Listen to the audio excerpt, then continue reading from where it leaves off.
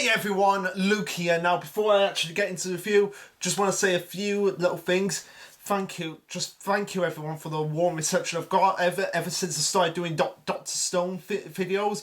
I've gotten more comments, more likes than ever before, and I'm very happy with that. You guys are awesome. And also as well, if you ever want me to do anything, like just anything in general, let me know in the comments, or if you just want to chat to me, come and find me on Discord, on the Control Chaos Discord. I'll once again link it, keep linking them.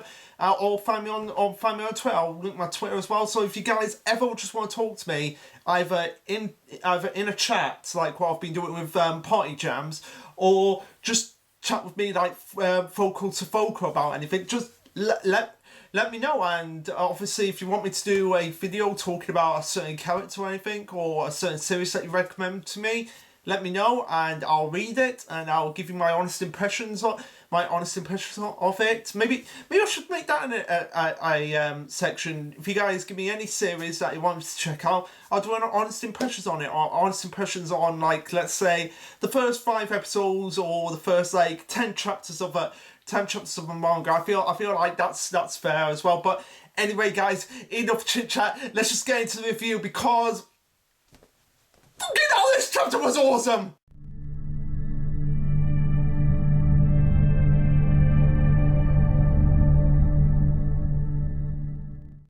Alright, I've calmed down, but just, fucking hell, look, seriously guys, this chapter, look, you want to get into excitement, Luke? You are getting excitement, Luke, today, because this chapter had a few little twists that I did not see coming. But obviously, Party Jams did. Party Jams is probably doing the white man's work, because we can basically call the Y Man the god of the Dr. Stone universe. So basically, Party Jams is doing Y Man's work here. So obviously we'll go more into detail about that when we actually get into the chapter itself, going through what he actually said and everything in terms of the actual twist that happened in the chapter. Sorry, I blocked myself out for a second there, but for now, let's just get right into the chapter. Alright, so this is Dr. Stone chapter 166, titled Ultimate Night.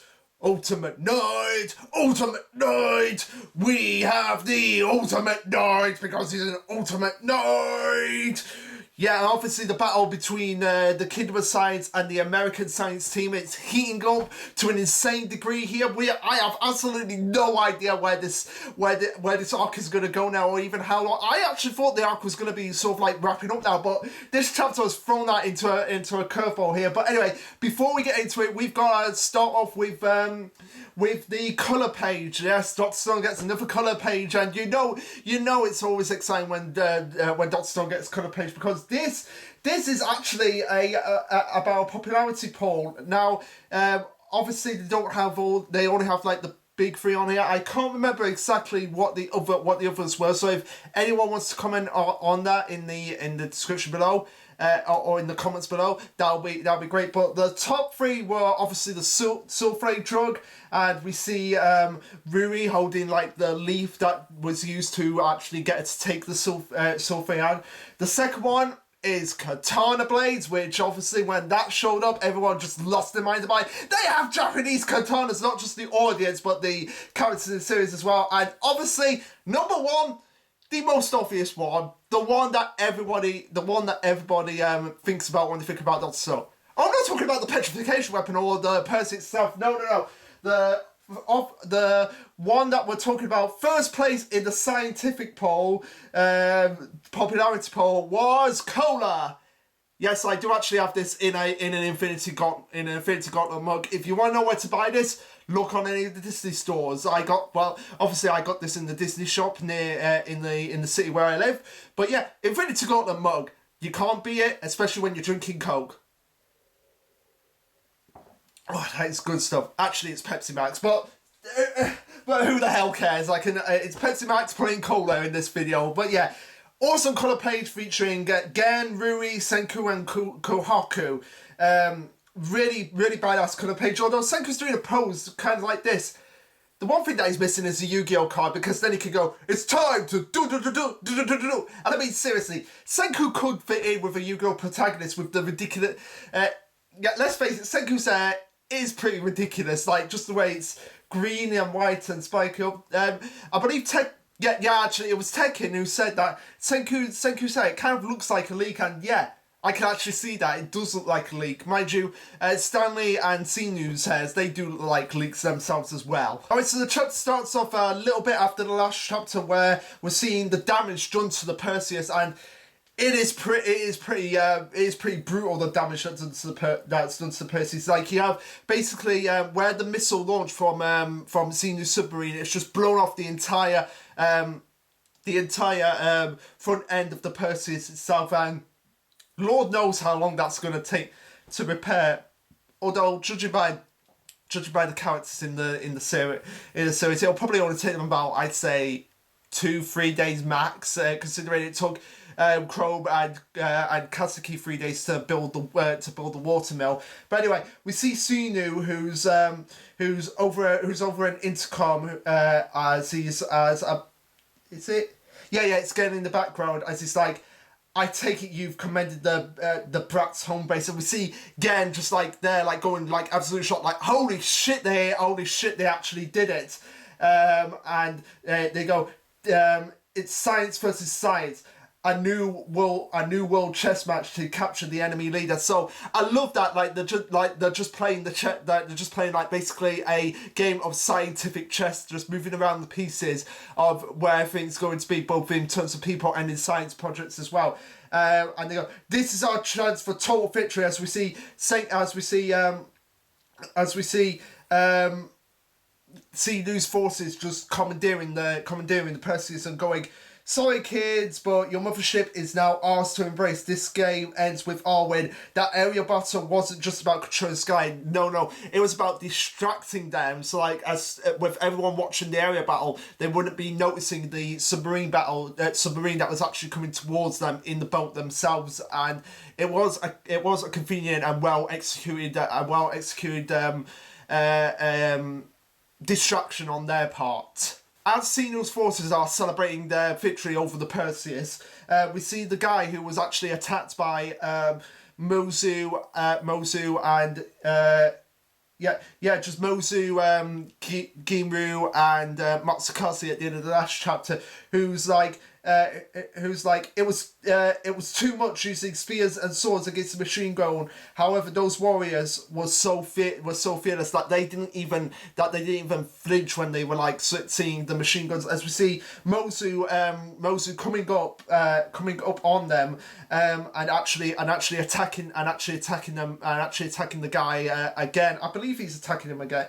Yeah, he's attacking him again, because you see Mozu actually jumping up onto the platform of the Perseus, and he's actually using the same technique that Hyuga actually promised to teach him when they were petrified on Cheshire, if they ever got de-petrified. So that's nice to actually have that confirmation that promise actually did come into fruition for them. As Mozu goes on to say, looks like my first experience with training is really paying off, which shows that obviously he was self-taught with his kind of fighting style. So to actually have some training and to actually that have come in effective shows a level of character growth that you don't normally see. Like, people who are just so like, my way is the way, I learned it myself, I can learn nothing from the enemy. But to actually have the enemy now on your side and actually working with you and actually seeing that work coming into fruition, that's kind of poetic in that regard, and I really like that. Of course, as we all know, Sinu's forces are probably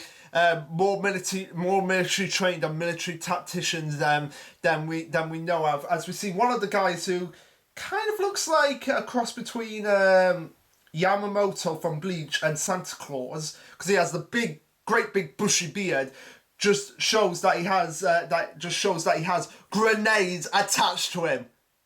Yeah, this guy in Sinu's army has grenades attached to him.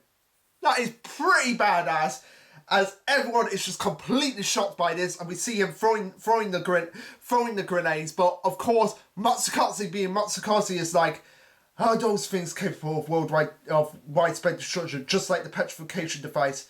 Hundreds of years ago, I tried tirelessly to defend against the follies of those vile weapons. And he's like, not anymore, as he literally used, from what I can tell, he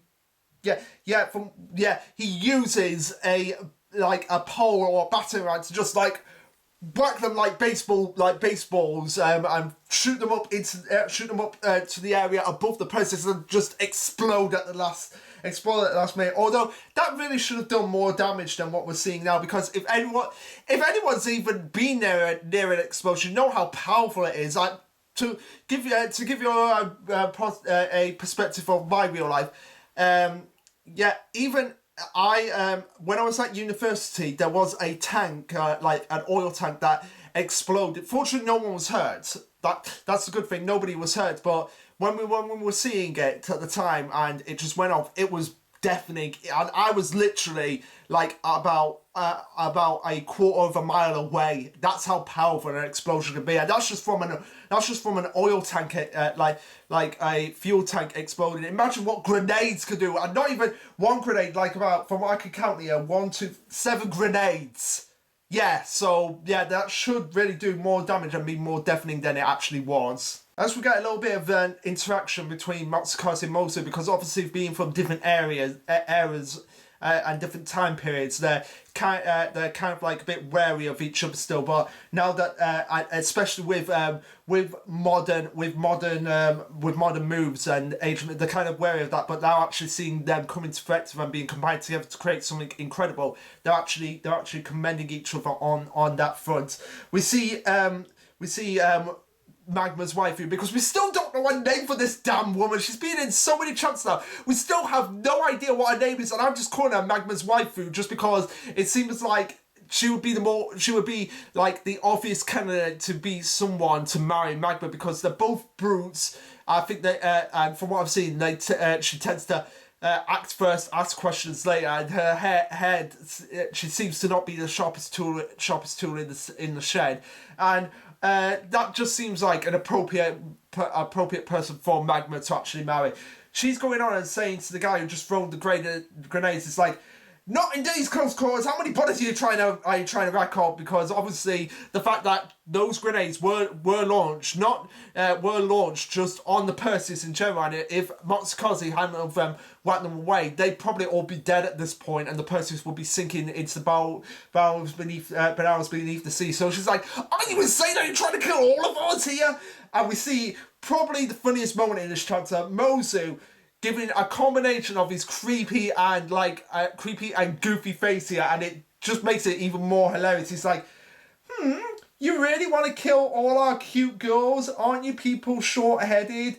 Wouldn't you prefer to take live prisoners? If I were you, I wouldn't try anything crazy, but I'm more than happy to go crazy. I'm like, okay, that is border on the line of insanity, but also hilarious, to me, even more hilarious at the same time. After hearing Mozu spit all of this out, we see Kirasami and Mayamiya going, "How disgusting! Selfish, strong as an ox, and calculating to boot. He's the last man you'd want as an enemy, but strangely dependable as an ally." That could also be applied to Ginryu in a weird sort of way, because because Ginryu is kind of like someone like, you really don't want to go anywhere near him, but when it comes to being an ally, yeah, you can rely on him, because Ginryu, despite being a coward at times, he does come through in the end, and he does pull his weight, even though he knows that going into this situation, it could be a very possibility that he could end up dying, as demonstrated when during the Treasure Island arc, which a lot of people question why I don't like Mineta from My Hero Academia, but I like characters like, say, Kirishima, and also to more obvious extent, Ginryu, because Ginryu pretty much is the Mineta of the Dr. Stone universe, and this is the reason why Mineta's cowardism is just always at the forefront. his preparedness is always at the forefront, and it's very rare for him to get into a situation where he could possibly die and possibly has to put his life on the line in order to get out of this situation. Whereas Ginru has done that on occasion, and there are times when he's like showing that when he's with a group, he actually gets his confidence built up. Whereas even with Mineta, even when he's with a group, at times he can still act cowardly and running away, and he has pulled his weight, like when he helped Suika get the science lab off the Perseus and get it back to Senku, and even taking stab wounds from Ibara and risking his life just so that they actually had an opportunity to take down Ibara. That is something I've got to give him credit on as a character. He's still a sleazeball. Not gonna lie, that he's still a sleazeball, but at least he has more depth to his character. And when he actually saw Kinryu's statue, he was like, okay, I've got to get serious here. My brother's counting on me, so I've got to do my part in order to make sure this mission is a success. So aside from that little sidetrack, we're back to the chapter as we see that dogfight up in the air. So the dogfight between Stanley, Senku, and Ryusui is almost over. As we see the enemies, as we see that Stanley's engine is sucking up the accelerator gas. But also they didn't take into account the fact that their airship is sucking up gas as well, and so both airships go crashing down. So basically, it ends in a draw. The dogfight in the sky, that ends in a draw, and the dogfight itself was pretty entertaining. Got to see different maneuvers and different tactics that both sides were using to try and get the upper hand on each other. But in the end, it ended in a draw. And as excuse me, guys, as we see that Stanley's plane went down, they get a little confusion where it turns out that despite Stanley shooting at them, he misses, and Ryusui is quick to actually bring up this point. It's like, did Stanley really miss? And at close range, as we see that the person that was actually flying the dogfight plane is not Stanley, but a completely different person altogether. As Ryusui questions that that they're not Stanley, and questions who they actually are. The person goes on to say, I'm not Stanley, because Captain Stanley would never miss. He'd only need 2 shots to kill both of you, which makes sense because Stanley is very precise in his sniping. So if it was Stanley, they'd be dead right there and then. As the lady goes on to say, and yes, it is a lady, because you can tell just by looking at, this is clearly a woman here. There's no doubt about it. With Stanley, there was quite a bit of doubt at the beginning before it was actually confirmed that he was actually a man. But anyway, they go on to say, but he made a bigger show of a bigger show of his good godly sniping skills. You two would have locked yourselves away in your ship. That just makes our takeover that much more harder. As we see Magnus' wife going, okay, it's done, hide and seek is over, time for the star to make its entrance. As we see Stanley shoot himself from the submarine itself and land directly on the Perseus, and basically starts getting to work. He shoots Matsukaze right in the shoulder, and also shoots Mozu in the shoulder, like literally shattering the shoulder arm plate on. No, it's on this shoulder on Mozu's right shoulder, literally shattering that with his bullets, and just showing just how painful it actually is, because you can actually see just at first Matsukaze's like shocked, but then he's like, oh fucking hell, that hurts. The same applies to Mozu, as he's like, it's like, oh, fucking hell, this actually is painful. As we see Stanley looking pretty epic in the black end, holding his gun and going, enemy combats have been subdued, job's done.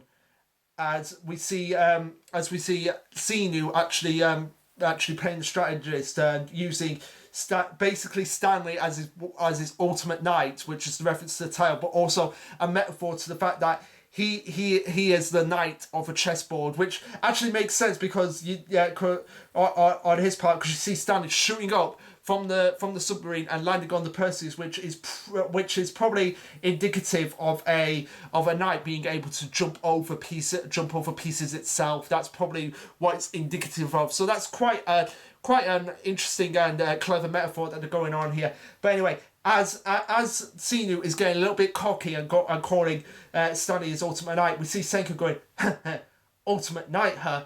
You think that's checkmate? Right back at you. As we see Tsukasa just burst in and hold up his Buster Blade right at Xenu's face, and that's where the chapter ends. So obviously epic chapter right there. Basically all these chapters that have been building, that have just been building up on each other, just been epic. Sorry, I'm getting splashed out here. Okay, so the twist at the end that the dogfight pilot was not actually Stanley. This is when we're actually going to go into party jams situations here. Because he says on the Discord to me, below is a list of stuff relative for this week's chapter that I will block off for those who don't want to be spoiled, obviously, which is good on his part. So he's saying that there were clues that that the pilot was not Stanley. First, the pilot's attitude and personality were very fierce, and the dialogue for burst, which I can agree with, because Stanley, as he says here, Stanley is usually the quiet one. He's more like, he just speaks very little. When he speaks, he just uses simpler terms like I can. Whereas the pilot was a little bit more like was a little bit more of a personality that didn't really match match Stanley's. And now this is one that was confusing to me, because he says in chapter 164 we see the eyes of the pilot in multiple instances. Stanley's marks aren't where they should be. Now I went back and actually looked at that, and I couldn't actually see anything. So maybe all I could see was just like the eye itself. I couldn't see any of like the marks that were marks as well. So maybe that's just me. Maybe that's just me not seeing them correctly. But if Party Jams actually did see it, then kudos on him. And yeah, Boichi is too good of an artist to make that kind of mistake. Like literally, he remembered Soyuz basically on just one panel from chapter 17, and he remembered that like 1890 chapters later. So yeah, he's too good of an artist to make that kind of mistake. And also here he brings up in chapter 161, when they're first talking about the weapon or submarine, Stanley tells Xenu that the new tool will give him an opening. He literally told us he will attack after the weapon is used. And he goes, and in chapter 161 Stanley goes, how's the you-know-what coming on? Once that's ready, their little petrification trick, it won't matter since they won't even have time to toss it. At that point, I could take over their ship before they knew what hit him. And that's basically what Stanley did. He took over the ship before they knew what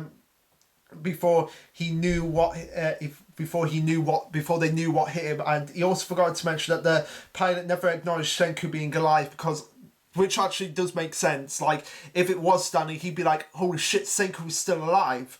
I guess I have to upgrade my weapons as well. Stanley would probably say something like that, because Stanley would be one to actually notice that, wait, that guy is still alive. I thought I killed him. This is going to get interesting. So Stanley would have brought something like that up. But yeah, anyway guys, that's all I've got to say on the chapter itself. Really epic chapter. The fight, like, I have absolutely no idea where this is actually going to go right now. Whether they're actually going to capture Xenu, because I don't believe we saw Dr. Brody on the actual submarine. Maybe he was on the submarine. Let me go back to the previous chapters to actually look. Just bear with me. Was it? I believe it was chapter 165 when the submarine first showed up. From what I can tell, he might be on the... Dr. Brody might be on the submarine, he might not be. Just from this very fake panel here, I can't actually tell if he's actually on the submarine, itself. So it's very possible that he actually stayed behind with Xenu to actually orchestrate from a distance, or just in case there was some chance that the people of the Perseus actually did get into his bunker, like he obviously had backup for them there. So maybe Dr. Brody and Tsukasa are going to fight, or maybe Cena actually does have some fighting skills as well, because even though he's skinny as hell, he could probably it could probably surprise him and actually take on Tsukasa by himself. Now, if that seems a little bit far fetched, there have been characters in fiction that have actually done this before. Case in point, Sid's book, the Cogs of Alashora, actually display this as well. Like, because the main protagonist of that book, going off on a tangent here, but it's relevant for what I'm actually going to say here. Going off the Cogs of Alashora, you had the main protagonist, Simon Brader, who was like this big bull, who was described as like this big muscular guy, basically in the same vein as what you would have Tsukasa, except if Tsukasa was a little bit nicer and was the protagonist of the story. So yeah, it was this big buff guy who was a warrior who went around and slaughtered and basically had all the battles. And then you had the main antagonist of the series, High Priest Amnon, who was basically described as like this, basically the same way as Dr. Cena in terms of physical appearance, like just a skinny guy, but he was capable of going toe to toe with Simon and actually being able to overwhelm him. And it's happened in anime before. Like you have the skinny guy who seems a really unassuming, but actually turns out to be quite powerful. And even in now, granted, Boomy was this buff guy, but at the same time, we assumed that he was just this weak old guy. And when he actually when Aang actually challenged him, he was like actually the most powerful Earthbender in his kingdom at that time. Even though he had like two other beefy guys who looked a bit more bit more scary. So yeah, I'm not gonna rule out Cena actually getting into a fight, because we don't know exactly what he's capable of, and he might have had some training from Stanley himself in terms of how to actually combat in case he comes up against guys like Tsukasa. But that'll just have to wait and see. But anyway, guys, what did you think of this chapter? Let me know. Like, subscribe, comment, all that jazz. And this will be Lasher Luke signing off. Later, guys.